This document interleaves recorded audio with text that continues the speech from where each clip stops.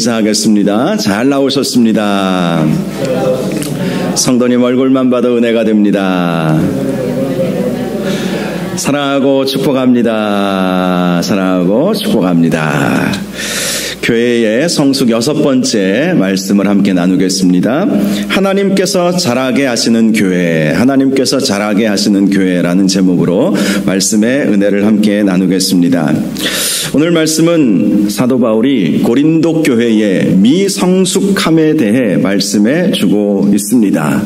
성숙한 교회도 있고 미성숙한 교회도 있지요.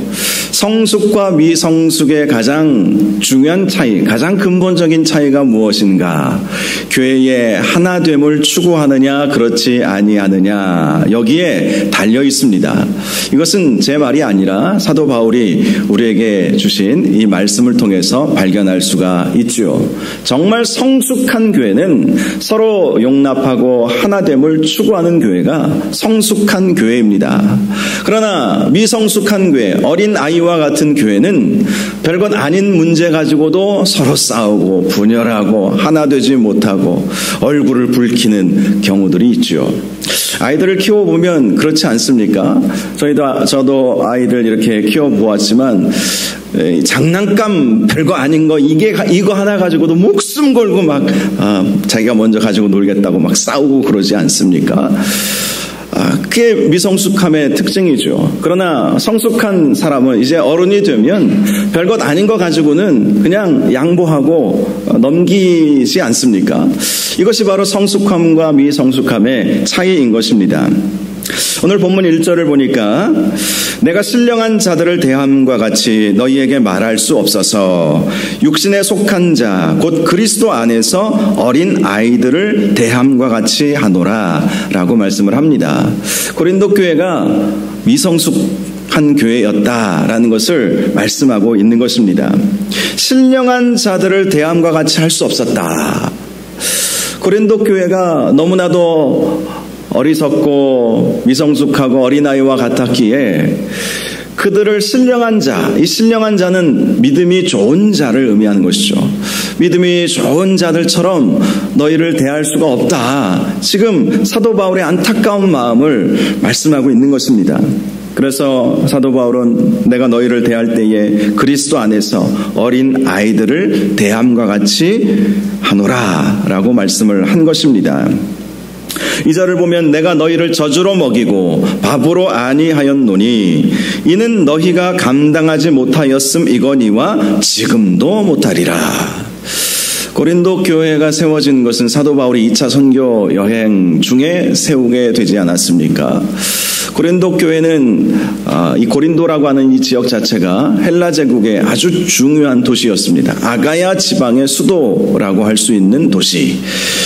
아테네와는 이렇게 멀지 않은 그러한 거리에 있었습니다. 그래서 이 고린도 지역은 철학이 아주 발달을 하고 또 고린도에서도 아테네에서와 마찬가지로 고대 올림픽이 열렸거든요. 그래서 많은 사람들이 모인 곳이 이 고린도였습니다. 상업과 무역이 발달한 도시. 이 고린도는 해안 도시였어요. 그래서 배들도 많이 왔다 갔다 하고 돈도 그만큼 많이 교류가 되고 돈도 많이 왔다 갔다 하면서 그만큼 부를 축적하는 그러한 도시였던 것이죠. 그런데 이 고린도 교회는 영적으로는 여전히 미성숙한 교회였습니다. 사도 바울이 1년 6개월 동안 말씀을 전하고 또 교회를 세워갔지만 그러나 사도 바울이 떠날 때에도 안심하고 떠난 교회는 아니었습니다. 사도 바울이 뭔가 좀 불완전하니까 브리스길라와 아굴라 부부를 남겨놓고 이제 떠나게 되었던 것이거든요. 그만큼 사도 바울이 사역을 하면서 고린도 교회는 참 힘들었다는 것을 알 수가 있죠. 아테네에서의 사역은 사도 바울에게 있어서는 그렇다 할 열매가 없었어요. 여러분, 사도 바울의 2차 선교 여행의 여정을 생각해 보면 그가 마게도냐 환상을 보고 유럽 지역으로 넘어가지 않았습니까? 그래서 가장 먼저 복음을 전했던 곳이 빌립보였습니다. 그런데 그 빌립보에서 유대인들의 방해가 굉장히 극심했죠. 그래서 결국 감옥에 갇히는 일이 있지 않았습니까? 그래서 바울과 실라가 감옥에 갇혔는데 한밤중에 찬송과 기도함으로 옥문이 열리는 그러한 역사가 일어나게 되고 빌립보에 있는 간수와 그의 가족이 예수 믿게 되는 놀라운 역사도 있었죠. 그러나 유대인들의 박해가 너무 극심했기 때문에 사도 바울은 데살로니가로 가게 되었습니다. 그런데 데살로니가에 가서 복음을 전하고 교회를 세워가는데 이 빌립보에 있었던 유대인들이 이 데살로니가까지 와가지고 계속해서 방해하고 회방을 하는 거예요. 그래서 어쩔 수 없어서 사도 바울은 베레아로 내려가게 되었죠. 그런데 이 유대인들의 방해는 베레아까지 이어지게 되었습니다. 사도 바울을 죽이려고 음모를 세우게 되었죠.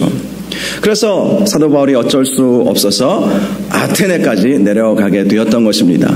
아테네에서는 아레오바고 법정에서 사도 바울의 헬라 철학에도 깊은 조예가 있었기 때문에 헬라 철학을 첨가하면서 복음을 전했습니다. 그런데 그렇게 해서 복음을 전했을 때 많은 열매가 있지 못했어요. 몇몇 소수만이 나중에 한 번 더 당신의 말을 들어보겠노라 라고 할 정도로 많은 열매가 있지는 못했습니다. 그리고 나서 간 곳이 고린도였어요. 아테네와 고린도는 헬라 철학이 발달했기 때문에 스스로 똑똑하다는 사람들이 너무 많았던 것입니다. 스스로 잘난 척하는 사람들이 너무 많았어요. 그래서 사도 바울이 너무 힘들었던 것이죠. 아테네에서도 사역에 많은 열매를 얻지 못했기 때문에 고린도에서는 복음 증거에 많은 열매를 얻고자 더 조심스럽게 더 심혈을 기울여서 복음을 전했던 것입니다.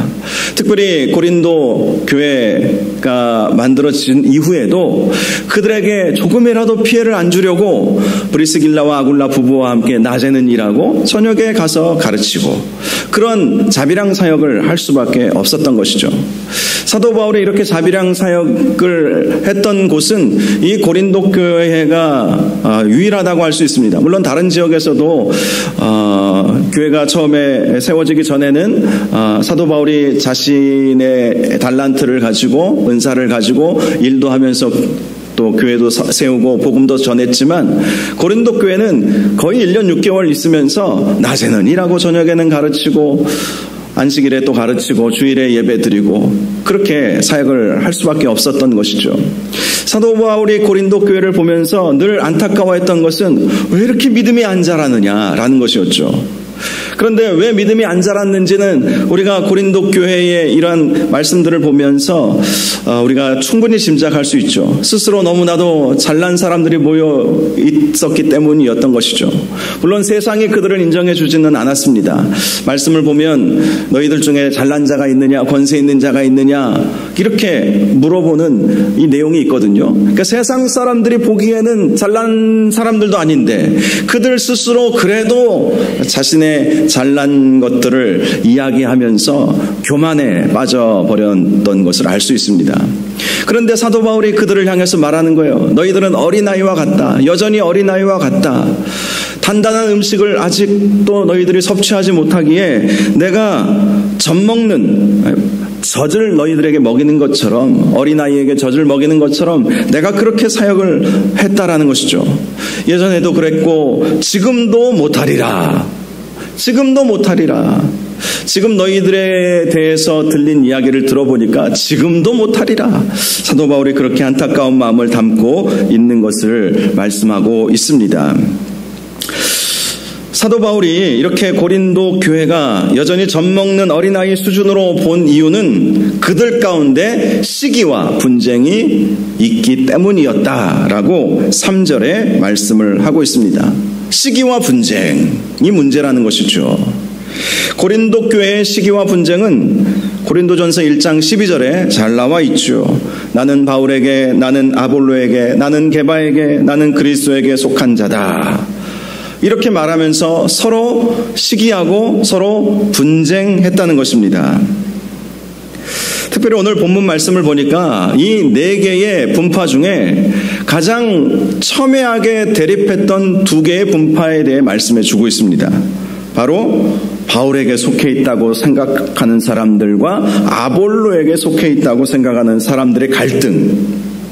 게바나 그리스도에게 속해 있다라고 하는 사람들은 소수였던 것 같아요. 바울에게 속해 있다, 아볼로에게 속해 있다라고 하는 이 두 그룹이 주류였던 것이고, 이 두 그룹이 가장 첨예하게 시기하고 질투하고 분쟁했다는 사실을 알 수가 있습니다. 하나님은 그들에게 너희가 육의 사람이 아니리요 라고 말씀을 합니다. 육의 사람이 아니라는 것은 너희가 영적인 사람이지 않느냐라는 것이죠. 예수 그리스도를 믿어서 하나님의 자녀가 되었으므로 너희가 영적인 사람이지 않느냐.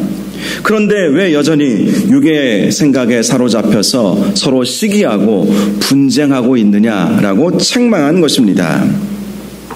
아볼로가 누구입니까? 사도행전 18장에 보면 아볼로에 대해 말씀해 주고 있는데요. 사도행전 18장 24절을 보면 알렉산드리아에서 난 아볼로라 하는 유대인이 에베소에 이르니 이 사람은 언변이 좋고 성경에 능통한 자라라고 말씀을 하고 있습니다. 아볼로의 고향은 알렉산드리아라는 것입니다. 알렉산드리아는 이집트 북쪽에 있는 해안 도시예요. 과거 헬라 제국 시대에 알렉산더 대왕이 자기의 이름을 따서 지은 도시였죠. 알렉산드리아, 알렉산더 대왕, 알렉산드리아. 비슷하지 않습니까? 북아프리카 이집트에다가 자기의 거점 도시를 만들고 알렉산더 대왕이 자기의 이름을 따라서 도시의 이름을 그렇게 지은 것이었습니다. 알렉산더는 그곳에 많은 사람들을 이주시켰는데 그 중에 유대인들도 많은 수가 알렉산드리아로 이주했어요. 당시에 유대인들은 나라가 없었습니다. 바벨론 포로에서 돌아왔지만 나라를 세운 것이 아니잖아요. 페르시아 때도 여전히 페르시아의 총독이 파송되어야 할 만큼 여전히 속국의 위치도 아니었죠. 사실은 자치령이라고 할 수 있어요. 그런 위치에 있었습니다. 헬라 제국 시대에도 마찬가지였어요. 나라가 없었어요. 그러다 보니까 왕이 이리로 가라고 하면 이리로 가고 저리로 가라고 하면 저리로 가야 할 수밖에 없었습니다. 알렉산더 대왕은 유대인들을 알렉산드리아에 수십만 명을 이주시킨 것이죠. 강제 이주를 시켰습니다. 그렇게 해서 알렉산드리아라고 하는 도시에 많은 유대인들이 살게 되었는데요. 바로 이 아볼로가 그 알렉산드리아 출신이라는 것이죠. 이 알렉산드리아는 성경에 굉장히 능통한 그런 학자들이 많이 있었습니다. 70인경이라고 하는 성경 번역본이 있어요. 70명의 학자들이 번역했다고 해서 70인경이라고 부릅니다. 이 70인경은 구약 성경은 히브리어로 쓰여져 있지 않습니까? 유대인들의 언어인 히브리어로 구약 성경이 쓰여져 있는데 이 히브리어로 쓰여진 구약 성경을 당시 통용하고 있었던 헬라어로 번역한 성경이 바로 70인경이에요. 70명의 유대 구약 학자들에 의해서 번역한 성경, 그 성경이 바로 이 알렉산드리아에서 번역이 되었습니다. 이 아볼로는 성경에 능통한 자라. 그 알렉산드리아라고 하는 그 지역 자체가 특별히 유대인들 사회에서는 굉장히 성경에 능통한 그런 사람들이 많이 있었다는 것이죠. 또한 이 아볼로는 언변이 좋았다 이렇게 말씀을 합니다. 언변이 좋았다. 언변이 좋았다라는 것은 유식했다라는 그러한 의미를 가지고 있습니다. 유식하다. 무엇에 유식했을까요? 성경에 유식했을 뿐만 아니라 이 알렉산드리아 자체가 헬라 제국이 세운 도시이지 않습니까? 그래서 헬라 철학이 또 발달한 도시이기도 했어요. 그러니까 알렉산드리아가 언변이 좋았다라는 것은 그가 헬라 철학에도 깊은 조예가 있었다라는 것을 말하는 것입니다. 특별히 헬라 철학은요, 대화식 철학으로 유명합니다. 대화하면서 어떤 사상을 발전시켜 나가는 것이죠. 그래서 언변이 좋았다라는 이 말을 통해서 이 아볼로가 헬라 철학, 대화식 철학이라고 할 수 있는 이 헬라 철학에도 깊은 어떤 학문적 수준이 있었다는 것을 말씀하고 있는 것입니다. 바로 그가 에베소로 오게 되었다는 거예요. 그리고 에베소에 와서 복음을 전하게 되었다는 것이죠. 알렉산드리아에 있었던 유대인들이 어떻게 복음을 듣게 되었을까요? 많은 학자들이 이렇게 추론을 합니다. 오순절 성령 강림의 역사가 있지 않았습니까? 예루살렘에서.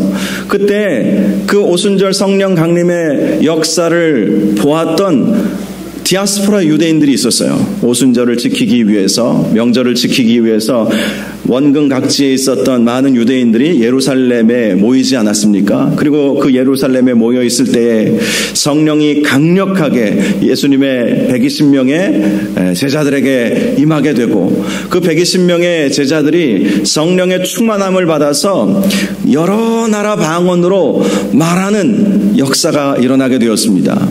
그때 말했던 그 언어들은 헬라어도 있고 이집트 언어도 있고 페르시아 언어도 있고 여러 지역의 언어들이었죠. 그리고 그 자리에는 알렉산드리아에서 온 사람들도 분명히 있었을 것이죠. 바로 그 사람들이 복음을 듣고 자기 고향으로 가서 복음을 전하게 되었다, 이렇게 보고 있습니다. 또 하나는 예루살렘 교회가 극심한 핍박을 받았던 때가 있지 않았습니까? 그 핍박의 때에 많은 성도들이 흩어졌어요. 그 흩어진 성도들 중에는 안디옥 교회를 세운 사람들도 있었지만 알렉산드리아, 유대인들이 많이 살고 있는 알렉산드리아로 가서 그곳에 교회를 세우게 되었다, 이렇게 보기도 합니다. 아무튼 아볼로는 복음을 접하고 가만히 있을 수가 없었어요. 그래서 복음을 땅끝까지 전해야 되겠다라는 마음으로 에베소까지 가서 그가 복음을 전하게 되었던 것이죠. 거기서 에베소에서 만난 사람이 브리스길라와 아굴라 부부였습니다. 이미 사도 바울은 에베소에서 복음을 전하고 떠난 상황이었어요.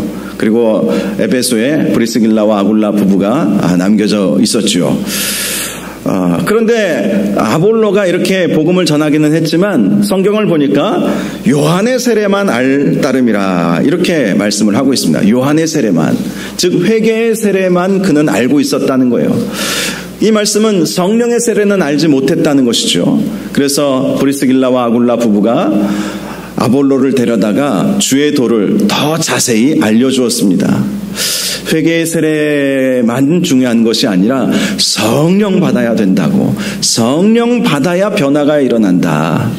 그러면서 이 성령의 충만함, 성령 세례에 대해서 알려주고, 많은 학자들이 이 브리스길라와 아굴라 부부가 아볼로에게 안수하여 성령 충만케 했다, 이렇게 보고 있습니다.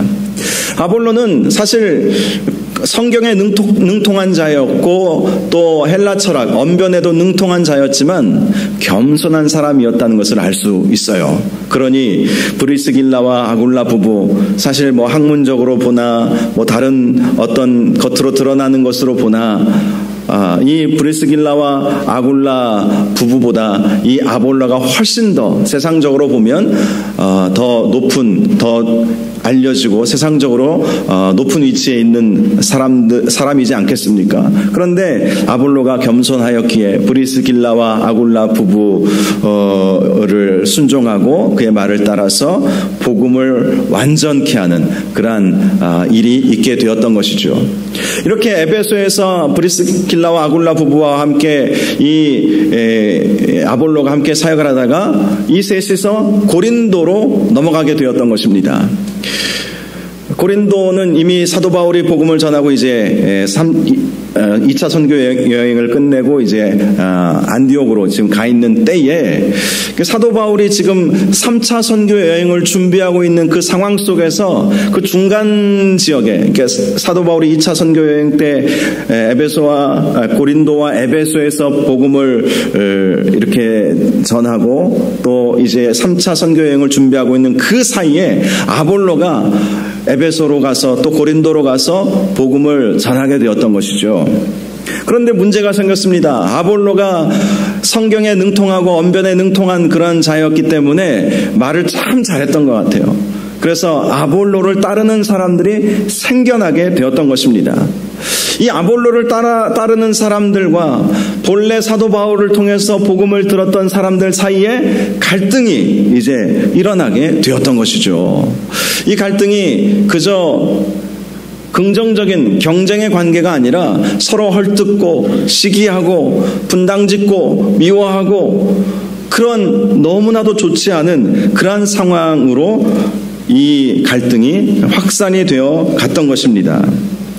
그래서 사도 바울이 이 문제를 해결해야 되겠다라는 생각을 하게 되었던 것이죠. 지금 이 문제가 왜 이렇게 되었는가? 이것은 고린도 교회 아볼로에게 속했다라고 말하는 사람들이나 사도 바울에게 속했다라고 말하는 사람들이나 다 육신의 생각에 사로잡혀 있기 때문에 이러한 일들이 일어나게 되었다라는 것을 말씀하고 있습니다. 육신의 생각에 사로잡혔기에 영적인 일은 영적인 것으로 분별해야 함에도 불구하고 영적인 사람들이 되었음에도 불구하고 영적인 세계에 대해서는 전혀 생각하지 아니하고 세상적인 관점으로 서로를 바라보고 그렇게 정죄하고 판단하고 분당짓고 시기하고 질투하고 당짓는 일들이 굉장히 심각했던 것이죠. 사도 바울은 그들을 향해서 이렇게 말씀합니다. 6절을 보면 나는 심었고 아볼로는 물을 주었으되 오직 하나님께서 자라나게 하셨나니. 먼저 너희에게 복음을 전한 것은 심은 나였고 또 나중에 와서 복음을 전한 아볼로는 물을 준 사람이다. 그리고 심는 자가 있고 물을 준 사람이 있었지만 중요한 것은 하나님께서 자라게 하신다라는 것을 말씀하는 것입니다. 심는 자가 있어야 되겠죠. 심는 자. 교회 안에서도 심는 사역들이 있죠. 복음을 전하는 전도 사역. 그리고 새가족들이 교회 안에 잘 정착할 수 있도록 돕는 정착 사역. 일반적으로 교회에서 하는 사역들을 보면 이렇게 전도와 정착 사역을 심는 사역이라고 평가하기도 합니다. 그런데 심는 사역만 가지고 교회가 온전히 유지될 수 있겠습니까? 물을 주는 사역도 필요하죠. 씨를 뿌리고 씨를 심는 사역도 필요하지만 물을 뿌리는 사역이 필요하죠. 이 물을 뿌리는 사역에 대해서는 사역적인 면에서 양육과 훈련 사역이다 이렇게 보기도 합니다. 전도, 정착, 양육, 훈련 이 네 가지 프로세스를 많은 교회들이 이렇게 진행을 하고 있지 않습니까? 우리 교회도 전도, 정착, 양육, 훈련 그리고 이제 요즘 교회들 보니까 재생산이라고 하는 그 용어들도 많이 사용을 하죠. 그렇게 해서 제자가 또 다른 제자를 양산할 수 있는 그러한 방식으로 교회를 시스템화해 나가자는 그러한 사역의 그러한 프로그램이라고 할 수 있습니다. 자, 심는 자가 있어야 하고 물 주는 자가 있어야 교회가 교회다워질 수 있다라는 것을 말씀합니다. 그럴 때 하나님께서 자라가게 하신다는 것입니다. 심는 자의 사역도 중요하고 물 주는 사역도 중요하다. 즉 아볼로가 했던 사역이나 내가 했던 사역 모두 다 버릴 것이 없는 사역이고 하나님 보시기에 너무나도 중요한 사역이었다라는 것을 강조한 것입니다. 8절을 보면 심는 이와 물 주는 이는 한 가지이나 각각 자기가 일한 대로 자기의 상을 받으리라 라고 말씀을 합니다. 자기가 일한 대로라고 하는 것은 은사에 따라서라는 말씀을 하는 것입니다. 우리 각자에게는 하나님께서 주시는 은사들이 있죠. 그 은사는 우리의 사명으로 발전되게 되죠. 그 사명을 통해서 사역의 많은 열매를 우리가 거두게 됩니다.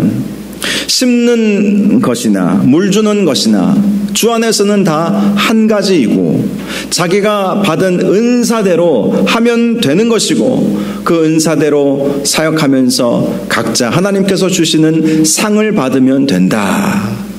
이 말씀을 하고 있는 것입니다. 바울이나 아볼로나 다 주님 안에 일꾼 되었던 사람들이고 각자 나름대로 은사에 따라서 사역을 했던 것이므로 하등 분열의 소지가 하나도 없다는 것이죠. 나에게 은혜 받았다고 해서 나는 바울에게 속해 있다. 나는 아볼로에게 은혜를 받았기 때문에 나는 아볼로에게 속해 있다. 그렇게 말하지 말라는 것입니다. 그래서 9절에 이렇게 말씀합니다. 우리는 하나님의 동역자들이요 너희는 하나님의 밭이요 하나님의 집이니라. 우리 모두는 하나님께서 사명을 주신 다 같은 동역자들이다. 이 사실을 강조한 것입니다. 심는 자나 물 주는 자나 다 하나님의 일꾼이라는 것이죠. 그 하나님의 일꾼이 내가 더 낫다, 네가 더 낫다 이렇게 말할 수 없다는 것 아니겠습니까? 하나님의 밭이요 하나님의 집이라는 것은 한 공동체라는 것을 말씀하는 것입니다. 교회는 하나님의 밭이죠. 하나님의 밭. 이 밭에는 씨를 뿌리는 자가 있어야 되고 물을 주는 사람이 있어야 되지 않겠습니까? 그런 것처럼 교회 안에는 다양한 은사에 따라서 다양한 사역들이 존재해야 되고 그러한 사역들을 통해서 교회가 점점 성숙되어 가야 한다는 것을 말씀하는 것입니다. 사도 바울은 아볼로를 인정해 준 것이죠. 바울에게 속해 있다라고 말하는 사람들에게 아볼로의 사역이 얼마나 귀한 줄 아느냐. 또 아볼로에게 속해 있다라고 말한 사람들에게 내가 심지 않았다면 어떻게 아볼로가 물을 줄 수 있었겠느냐. 이것을 말하면서 서로 싸우거나 시기하지 말아야 한다는 것을 강조한 것입니다. 오늘 본문은 성숙한 교회가 어떤 교회인지를 분명히 말씀해 주고 있습니다. 서로 분열하지 아니하고 당짓지 아니하고 시기하지 아니하고 서로 하나 되고 서로의 다양성을 인정해주고 서로 격려해주면서 각자 맡은 바 사명을 잘 감당하는 교회, 그 교회가 성숙한 교회라는 것입니다. 성숙한 교회. 정말 성숙한 교회는 각자 나름대로 받은 은사에 따라서 주의 몸된 교회를 아름답게 복되게 섬기는 영혼들이 많을 때에 그 교회가 성숙된 교회라고 할 수 있는 것이죠. 저는 우리 교회가 바로 이러한 하나님께서 보시기에 성숙한 교회로 점점 더 나아갈 수 있기를 주님의 이름으로 축복합니다. 성숙한 교회는 성도들이 만들어 가는 거예요. 정말 건강한 교회는 건강한 성도들이 만들어 가야 한다는 것을 우리가 한사코 잊지 마시기를 바랍니다. 그렇게 우리가 하나 되어서 일하면 하나님께서 잘하게 하실 것입니다. 이 부분이 참 중요해요. 하나님께서 잘하게 하실 수 있는 분위기를 만들어가는 것, 이것이 굉장히 중요한 것이죠. 사도행전 기록을 보니까 예루살렘 교회가 날마다 부흥하고 성장할 수 있었던 근본적인 이유가 있었습니다. 그것은 칭찬받는 교회였기 때문이었어요. 예루살렘에 있는 많은 유대인들, 많은 사람들에게 예루살렘 교회가 얼마나 칭찬을 받았는지, 예루살렘 교회가 헌신적으로 어려운 이웃들을 돕고 이웃을 생각하는 그러한 교회였기에 예루살렘 교회는 칭찬받았고, 그렇게 칭찬받으니까 주께서 날마다 구원받는 자들을 더하시니라 이렇게 말씀하고 있거든요. 성도들이 끌어온 것이 아니라 하나님께서 끌어다가 주셨다라는 거예요. 이것이 이제 부흥의 원리인 것이죠. 우리가 아무리 끌어다가 앉힌다 할지라도 떠나는 사람들도 많이 있을 수밖에 없지 않습니까? 또 오라 해도 오지 않는 사람들이 얼마나 많습니까? 그런데 칭찬받는 교회가 되면 주께서 구원받는 자들을 날마다 더하시는 그러한 은혜가 있게 된다는 것이죠. 한국교회가 맞는 지금 현대 시대의 한국교회의 위기를 말합니다. 왜 이러한 위기가 벌어지게 되었을까? 세상 사람들이 교회를 칭찬하지 않기 때문이지 않을까? 그런 생각을 감출 수가 없죠. 세상 사람들이 요즘 교회를 보면서 얼마나 칭찬하고 있을까? 아니면 너희나 우리나 똑같구나 이렇게 보고 있을까? 우리는 달라야 되지 않겠습니까? 세상 사람들이 어린아이와 같아서 별거 아닌 거 가지고 싸운다 할지라도 우리는 어른과 같아가지고 그런 문제로 서로 싸우지 않고 얼굴 붉히지 않고 용납하고 서로 하나됨을 추구할 때에 세상 사람들은 교회를 달리 볼 것입니다. 그런 교회가 될 때에 하나님의 놀라운 부흥의 역사가 있게 되는 것이죠. 고린도 교회를 향한 사도 바울의 권면, 서로 시기하거나 분당짓지 말고 하나됨을 추구하고 각자 맡은 바 은사와 사명에 따라서 사명을 잘 감당하다 보면 주께서 자라게 하신다. 주께서 성장시켜 주시고 교회를 성숙되게 하신다라는 것을 우리가 항상 기억하시고, 우리 교회에 속한 우리 온 성도들이 하나님께서 주신 사명과 직분이 있지 않습니까? 너무나도 귀한 사명과 직분이에요. 천사도 흠모할 만큼 너무나도 귀한 사명과 직분입니다. 이 사명 잘 감당하셔서 주께서 자라가게 하시는 그러한 은혜가 우리 교회 가운데 있기를 주님의 이름으로 축원합니다. 기도하겠습니다. 거룩하시고 존귀하신 아버지 하나님, 바울은 심었고 아볼로는 물을 주었으며 하나님께서 자라게 하셨다라고 말씀하고 있습니다. 교회 안에서 각자 맡은 사명이 있고 직분이 있고 해야 할 일들이 있습니다. 이 일들을 우리가 충실히 감당할 때에 주께서 자라가게 하실 줄로 믿습니다. 우리 교회가 주께서 자라가게 하시는 놀라운 은혜가 있도록 도와주시옵소서. 더욱더 성숙된 교회로 나아가는 우리 교회 되게 하여 주옵소서. 예수님의 이름으로 기도하옵나이다. 아멘.